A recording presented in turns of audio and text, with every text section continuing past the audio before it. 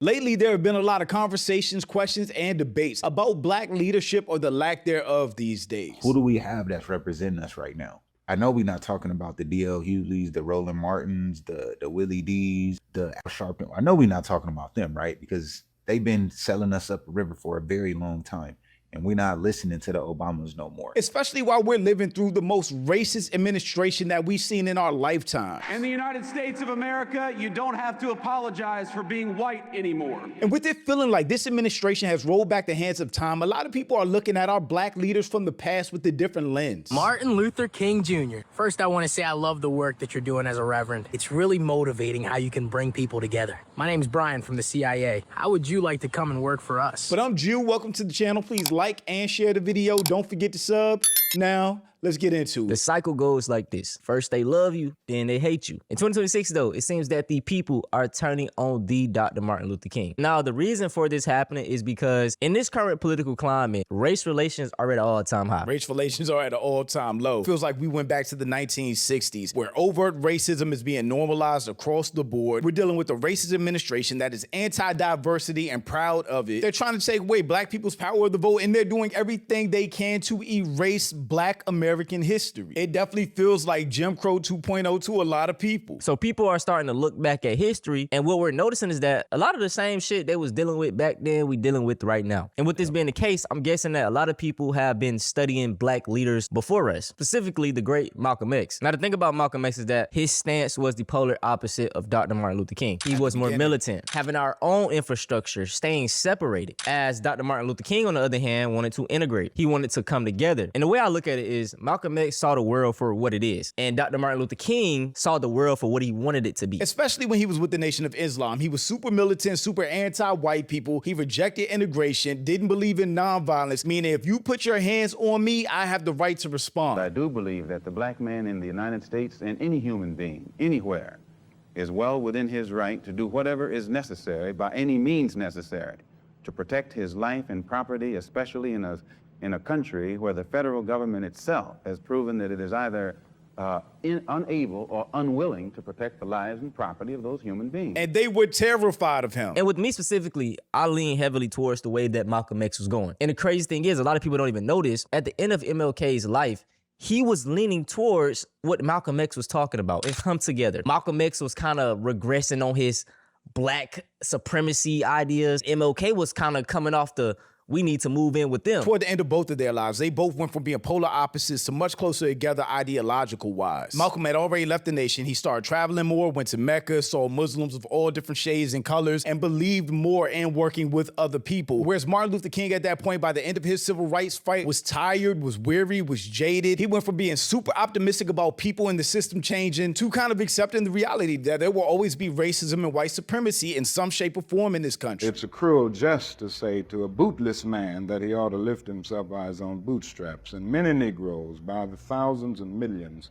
have been left bootless as a result of all of these years of oppression and as a result of a society that deliberately made his color a stigma. But as we know, they both were killed. The approach that MLK took, he got killed. The approach that Malcolm X took, he got killed. Every black leader that tried to make real change, Fred Hampton, Medgar Evers. If you never watched the James Baldwin documentary, I Am Your Negro, go watch that. It's crazy to look at what we were up against as a people and what those black leaders back then had to deal with and persevere through. It just really makes you look at the leadership that black America has right now with the side eye. So I really hate this discourse, and it seems that it's pushing division and making us put down one of our leaders who ultimately just wanted the best for us. So for example, this is one of the memes that have been going viral. It says, how Martin Luther King wanted us to react to racism. Your dreads are ugly. They're my style. Your sister is a crybaby. At least she's mine. So basically, man, they saying they wanted us to be docile as hell, which I am completely against. But in favor of MLK, I understood the strategy. And a lot of people don't know the strategy. What they wanted to do was basically show the world how barbaric these white people was. So he was like, look, man, we gonna sacrifice ourselves, sacrifice our bodies, and we gonna basically rage bait these niggas into hitting us, doing all this shit, so the world could be like, oh, y'all like this, and basically get the rights. For Martin Luther King, it was all about shifting public opinion and then changing policy behind that. Because peacefully protesting or boycotting sit-ins, all of those different actions being filmed and photoed and spread across the country in news of white people being barbaric to black people in the South. Two people that were peacefully protesting, that didn't want anything else other than fair treatment and resources across the board. Like I state, I lean heavily towards Malcolm X, but I get it. Now, this video right here is what specifically has been trending over the past couple of days, and it's from this dude. And you know, I don't really know too much about him because I've seen videos on his page of him being sad about Charlie Kirk dying and shit. So if he was sad about Charlie Kirk dying, he ain't our people's then. So his opinion on Martin Luther King Jr. doesn't even matter. He one of them niggas. And y'all know this was a talking point of Charlie Kirk where he talked down on MLK. So we're gonna watch this video and we're gonna piece it together. Martin Luther King Jr. First, I want to say I love the work that you're doing as a reverend. It's really motivating how you can bring people together. My name's Brian from the CIA. How would you like to come and work for us? See, back when we freed the slaves, we thought they'd never figure it out on their own. Boy, were we wrong. These black people are actually more successful than the whites. And we can't have that now, can we? See, they got their own barber shops, they got their own bus line, they got their own everything.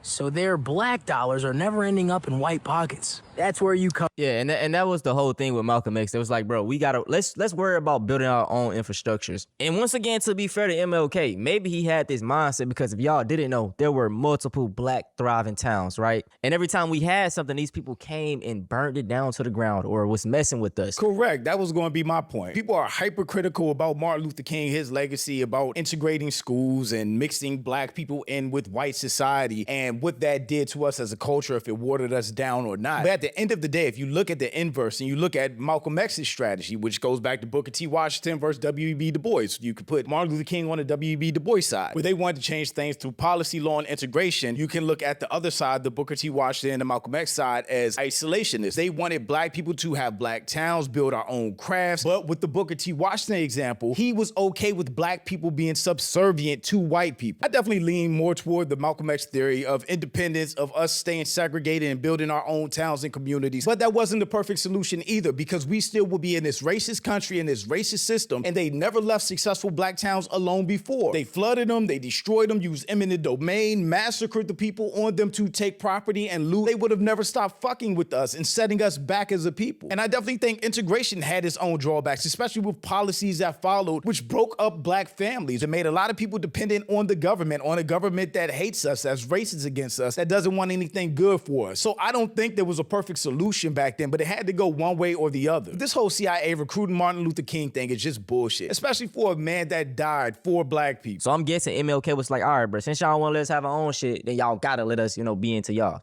How would you like to lead your people into slaughter for a couple of bucks? Listen, I know the church isn't paying that much. Here's what you're gonna do. You're gonna start the civil rights movement. You're gonna make these people feel like it's not fair that they can't go into white establishments and spend their black dollars. Now, there's gonna be some pushback, but you guys are gonna march peacefully until we're able to desegregate everything. That way, under guise, we can re-enslave your people. And then, Martin, you know what you're gonna do? You're gonna get them all to vote Democrat. Yeah, I know. The same party that loves slavery. I don't fuck with both sides, Democrat or Republican. But the thing is, when they talk like this, bro, they be like, oh, the Democrats were the original KKK.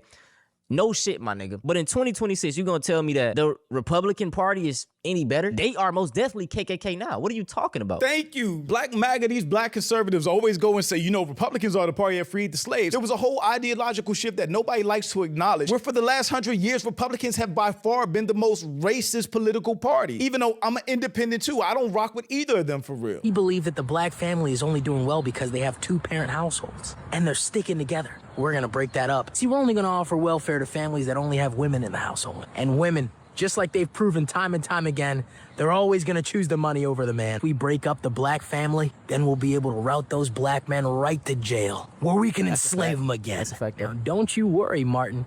You're gonna go down in the history books as a hero. No one's ever gonna know that you worked with us. So yeah, man, that was the video, and he made some key points, but I overall didn't like it. I didn't like that either. It literally minimizes the sacrifices that man went through for black people. Keep in mind, the CIA didn't like him either. The white people didn't like him either. They attacked him and wanted to kill him, and ended up doing just that. The CIA was bugging his phone. They were spreading lies about him. Like, what are we talking about here? I'll show y'all a clip right fast of MLK and his thought process leading up to his death. That dream that I had that day has at many points turned into a nightmare.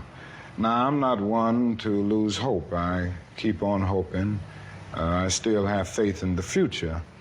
But I've had to analyze many things over the last few years, and I would say over the last few months. I've gone through a lot of soul-searching and agonizing moments. And I've come to see that we have many more difficult days ahead, and some of the old optimism was a little superficial, and now it must be tempered with a solid realism. And he said the optimism was superficial. Do you know how hard that had to be for him to admit that we were over-optimistic about being able to change these racist people and this racist system? And he had to say, nah, it ain't gonna work. They still racist. It's tough. I think the realistic... Hey, I'm sorry to pause, but this is exactly what I was talking about in the beginning. Malcolm X saw the world for what it was. He knew that how these people felt about black people. He was like, bet. Let's just go and separate, do what we got to do.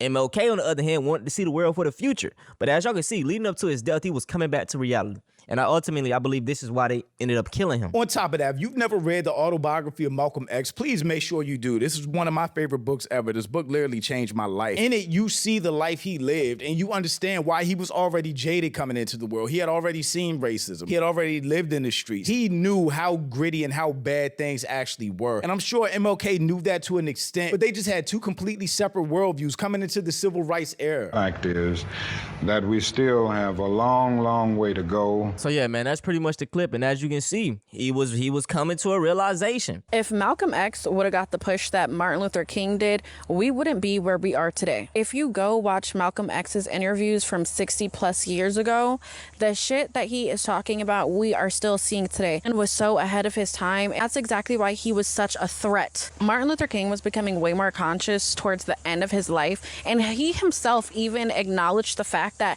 he was chasing the wrong thing all along. There's a quote where he said something like, I realized that I've been walking my people into a burning house this whole time. The full quote was something he actually confided to Harry Belafonte. But it said, we have fought hard and long for integration, as I believe we should have, and I believe that we will win. But I have come to believe that we are integrating into a burning house. I'm afraid that America has lost the moral vision she may have had, as the nation is not deeply concerned with the plight of the poor and disenfranchised, which we've already talked about him realizing that racism wasn't going to go away. The reason he said that is because he was starting to realize, damn, integration really isn't the solution. And if y'all really look at the facts, integration is the worst thing that has happened for us. Worse. Like, just imagine letting our enemies feed us, teach us. That theory, it sounds good on paper, but once you look into it, bro, no. And I'm not saying we got to stay segregated, like we can't interact with each other. We can still interact with each other. I mean, in 2026 shit, most people are segregated. You know what I'm saying? Most people live around black people that's black, live around white people that's white.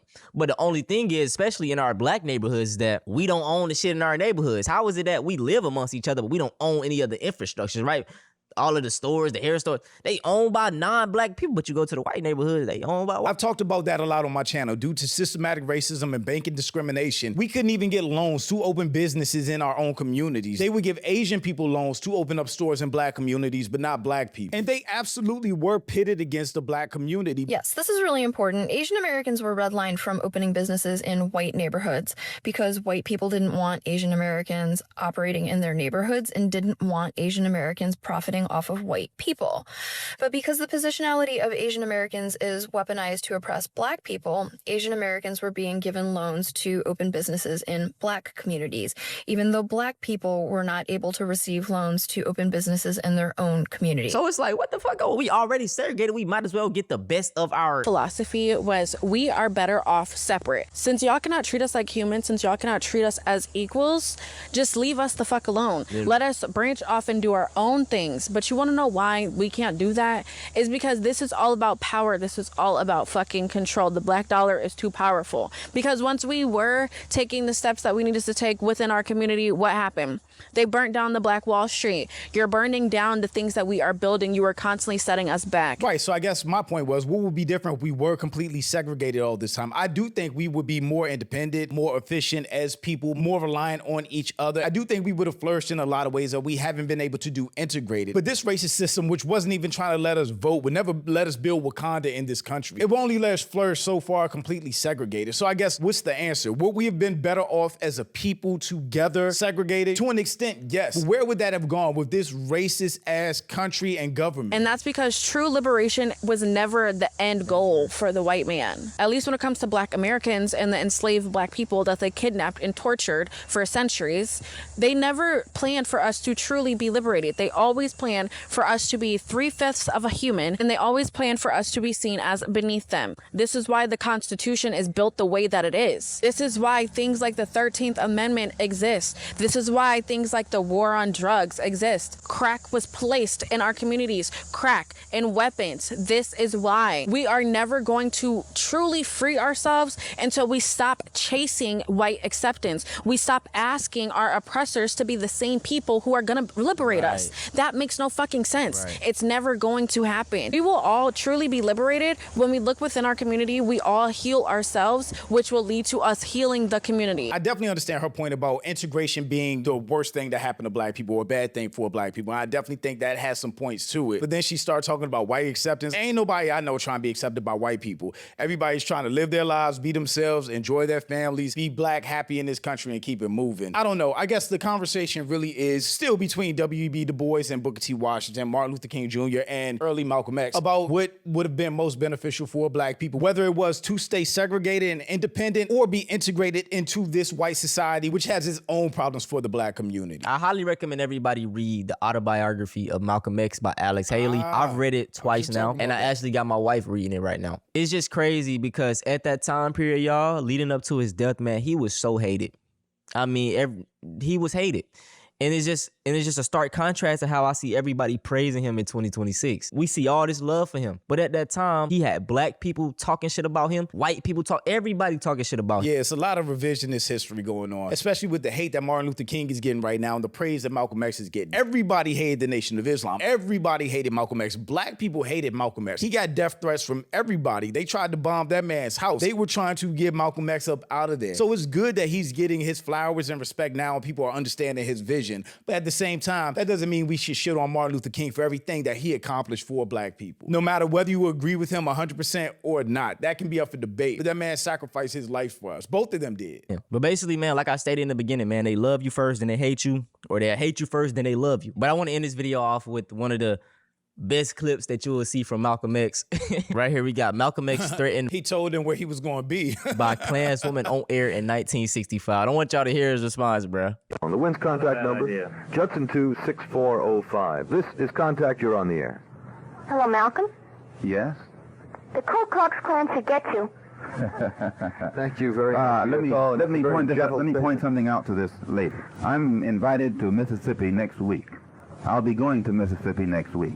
The Ku Klux Klan will have all the opportunity it wants to get me. I was in Alabama last week. Hey, that man was fearless. They had an opportunity then. You don't always have to go down south to find the Ku Klux Klan.